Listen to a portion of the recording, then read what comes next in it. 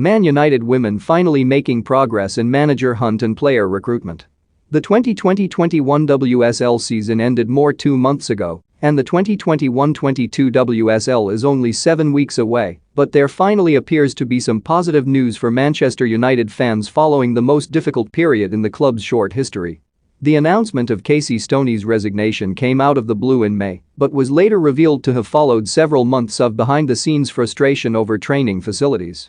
When Stoney was recently unveiled as the head coach of the fledgling San Diego NWSL franchise, the new club were praised for landing one of the brightest young coaching talents in the game. For United, to lose her was a blow. Even more of a blow has been the club's slow appointment of a replacement. The Athletic reported at the start of July that players have been frustrated by the situation, having been made aware some time ago that process had whittled a shortlist down to 2 final candidates. But the squad has felt left in the dark over the club's ambitions. At last, there appears to be some movement after BBC Sport's Emma Sanders tweeted on Friday that United are down to finalising contract details with the new boss. Recruitment, or the lack thereof, has also been a sore sport for fans. United supporters have seen Arsenal, Manchester City and Chelsea all push ahead with deals to strengthen. The latter have even agreed the transfer of United starlet Lauren James. Everton, too, have recruited strongly in a bid to close the gap on the top 3 and leapfrog United in the process. It was probably time for the likes of Jess Sigsworth and Jane Ross to move on if United are to reach the elite level in women's football in England and in Europe. But Tobin Heath and Christen Press couldn't be persuaded to stay for a second season, while losing influential defender Amy Turner is a blow, and the aforementioned James is a generational talent who will thrive at Chelsea. United risk going backwards without strong recruitment, a situation which has been left in limbo without a manager to help guide it, but the first signing of the summer appears to be just around the corner in the shape of Norway international Vilde Bo Rissa.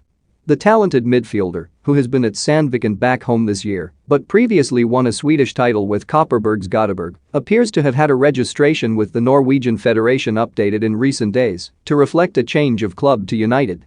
It is a start, but more new faces are needed, and particularly forwards. United fans hold on to hope that prolific striker Bethany England will be the Chelsea player included in the deal for James, which is rumoured to be worth up to £200,000 in total.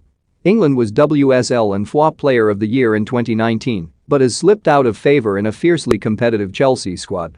United still have plenty of questions to answer and much to prove, however. One regrettable black mark this week saw key defender Millie Turner referred to as Amy, her former defensive partner who is now in Orlando, in the Adidas launch material for the new home kit. Turner called it out on social media and, even though it was Adidas' mistake, United have to ensure their female players are treated to the same standard as their male counterparts. The second of 2 damning recent reports from The Athletic suggested that a substandard training pitch may have been to blame for the number of injuries that United players suffered in the second half of last season, ultimately derailing their challenge for a Champions League place. It is also that the arrival of USWNT duo Tobin Heath and Christen Press, both used to world-class facilities, proved to be turning point for the rest of the squad, as the Americans were surprised by that they were greeted with and the rest realized that things could and should be far better. The squad moved training base to the club's main Carrington complex midway through last season, but their pitch has been beset with drainage problems. United have said all the right words about improving facilities, but promises to fix the issue before the new season seemingly didn't materialize, and now it may be November before the work is carried out, The Athletic says.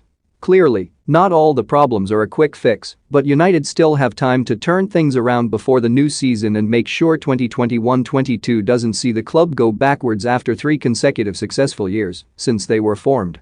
However, that window is fast closing, and there is now minimal scope for further delays or mistakes. For more from Jamie Spencer, follow